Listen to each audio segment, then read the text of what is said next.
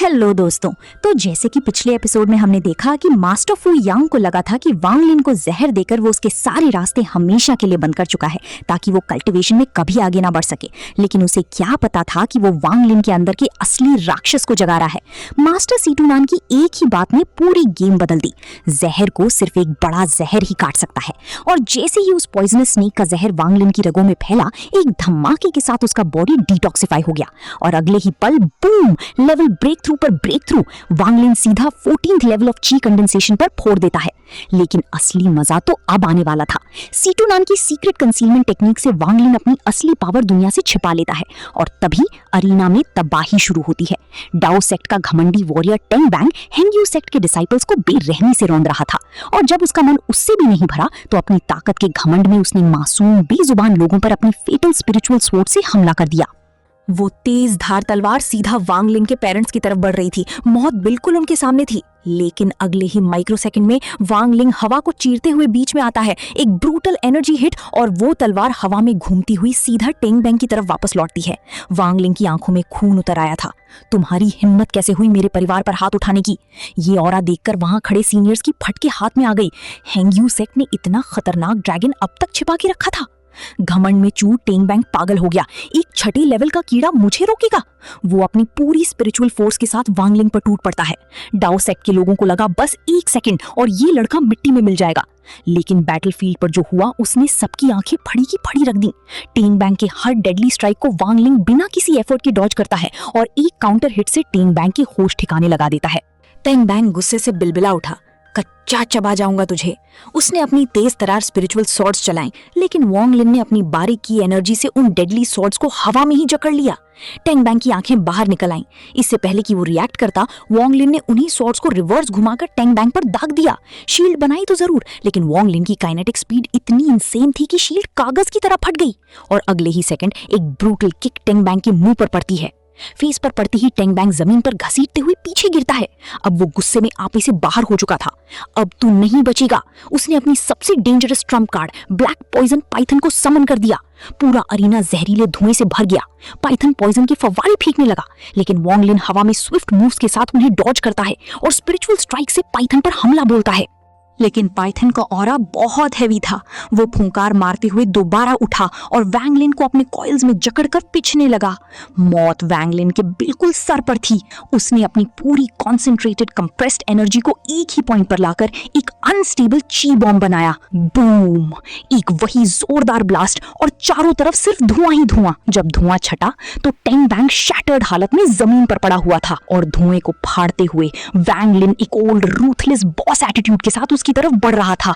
Tang bang घसीटते हुए पीछे हटने लगा। तू कौन है? तू कोई 6th लेवल का मामूली वॉरियर नहीं हो सकता। तभी भीड़ में से एक लड़की चिल्लाई, ये तो वही है ना जिसे सब यूजलेस समझते थे, जिसने सेक्ट ज्वाइन करने के लिए सुसाइड की कोशिश की थी।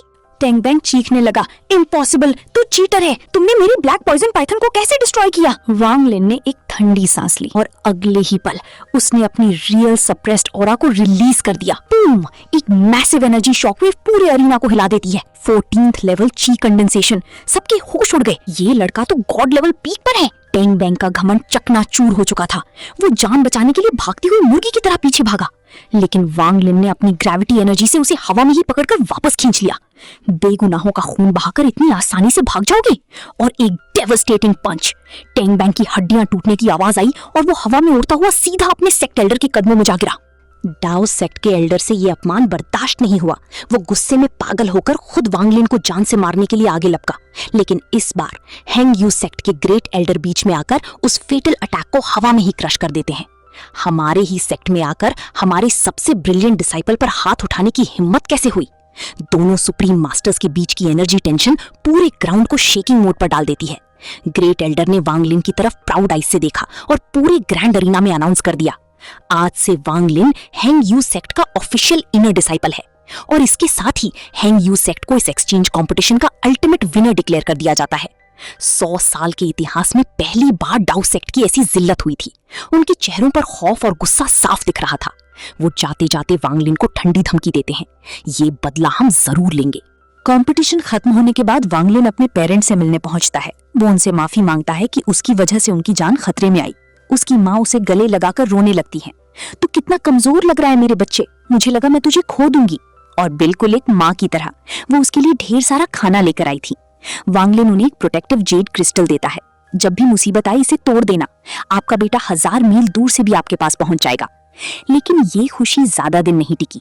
एक हफ्ते बाद जब वांग लिन शांति से रेस्ट कर रहा था, तभी अचानक पूरा आसमान काला पड़ गया। एक insanely powerful nascent soul stage का वॉरियर हेंग यू सेक्ट के ऊपर हवा में प्रकट होता है। उसकी थंडरी आवाज पूरे पहाड़ को हिला देती है। हेंग यू सेक्ट को अभी के अभी खाली करो, आज से ये पहाड़ दाऊ सेक्ट की प्रॉपर्टी है। एल्डर्स ने प्रोटेस्ट करने की कोशिश की तो उस नेसेंट सोल मॉन्स्टर ने एक ब्लडी जेड क्रिस्टल आगे फेंका। तुम्हारे एंसेस्टर्स ने हम पर अटैक करने की कोशिश की थी, हमने उन्हें कच्चा चबाकर मार दिया। अब तुम्हारा कोई बाप भी तुम्हें नहीं बचा सकता।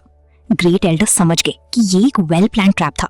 उन्होंने बिना वक्त गवाए माउंटेन प्रोटेक्शन शील्ड एक्टिवेट कर दी। वांग लिन अपने रूम से बाहर आकर उस आसमान में खड़े मॉन्स्टर को देखता है। इनसाइड द बीड सीतुनान ठंडक से बोलता है, 10,000 साल पहले ऐसे नेसेंट सोल के कीड़ों को मैं चप्पल से मसल देता था। तभी वांग लिन का करप्ट मास्टर फुयांग वहां आता है। वांग लिन भागो यहाँ से, ये पहाड़ अब तबाह होने वाला है। वांग लिन ने देखा कि बाकी एल्डर्स अपनी जान की बाजी लगाकर सेक्ट को बचाने में लगे हैं। आपको उनकी मदद नहीं करनी चाहिए। फुयांग ने शर्मिंदगी का नाटक किया। हम उस मॉन्स्टर के आगे कुछ नहीं है। और बातें करते करते वो चुपके से जमीन पर एक बाइंडिंग ट्रैप बिछा रहा था।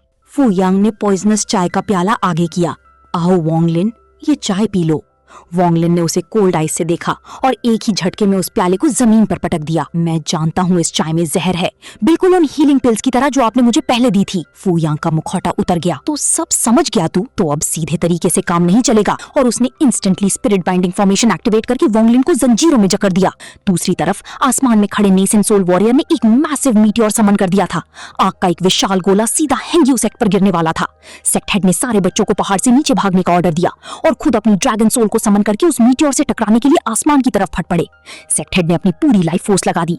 मीटियोर की स्पीड थोड़ी कम जरूर हुई, लेकिन वो उसे डिस्ट्रॉय नहीं कर पाए।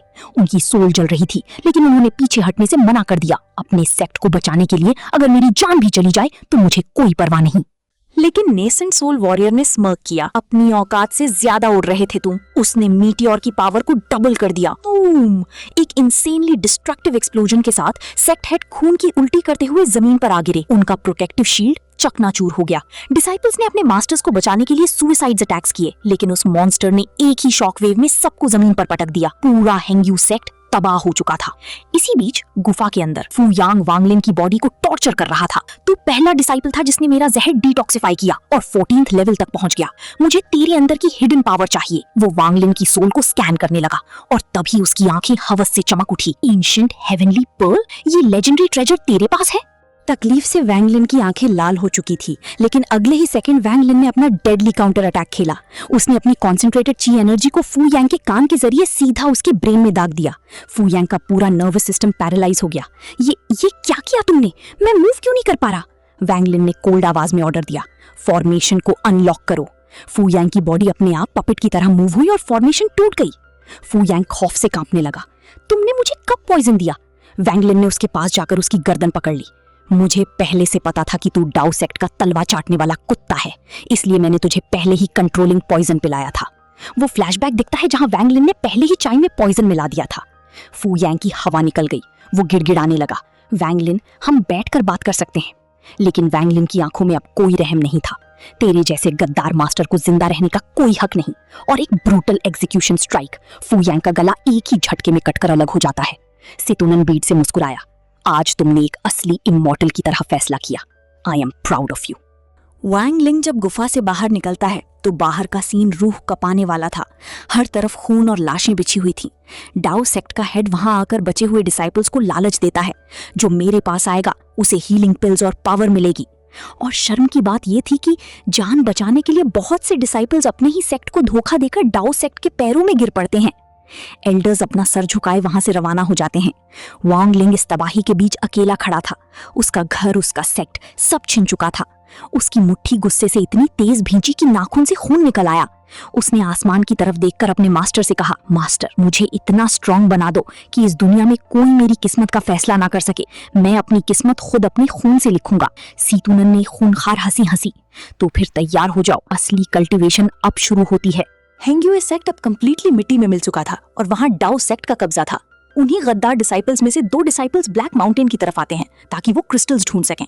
उनकी बातों से पता चलता है कि वांग लिन का कजिन वांग शान अब डाओ सेक्ट का एक मामूली गुलाम बनकर जिंदगी जी रहा है। दोनों डिसाइपल्स ढूंढते ढूंढते गहरी गुफा के पास पहुंचते हैं। तभी अचानक पूरा पहाड़ कांपने लगता है। एक इंसेनली हैवी सफोकेटिंग ऑरा उस गुफा से बाहर निकलने लगती है। उन दोनों डिसाइपल्स की जान हलक में आ गई। सीनियर, हमें माफ कर दो, हम गलती से यहाँ आ गए। गुफा के अंदर से एक ऐसी ठंडी जानलेवा आवाज आती है जो उनकी रूह को जमा देती है। निकल जाओ यहाँ से, इससे पहले कि मैं तुम्हारी लाशें फेंक दूं। दोनों डिसाइपल्स जान बचाकर वहां से ऐसी दौड़ लगाते हैं जैसे पीछे खुद मौत पड़ी हो। और फिर डार्क केव के अंदर से कदम दर कदम एक शख्स बाहर निकलता है। पूरे पहाड़ के मैजिकल बीस्ट खौफ से सर झुका देते हैं। Long black hair, cold ruthless eyes और एक बैडएस किलर लुक। 4 साल की हेलिश कल्टीवेशन के बाद वांग लिन वापस आ चुका था, एक ऐसी ताकत के साथ जो पूरे डाओ सेक्ट को मिट्टी में मिलाने के लिए काफी थी। और इसी के साथ हमारा ये एपिसोड भी यहीं पर खत्म हो जाता है।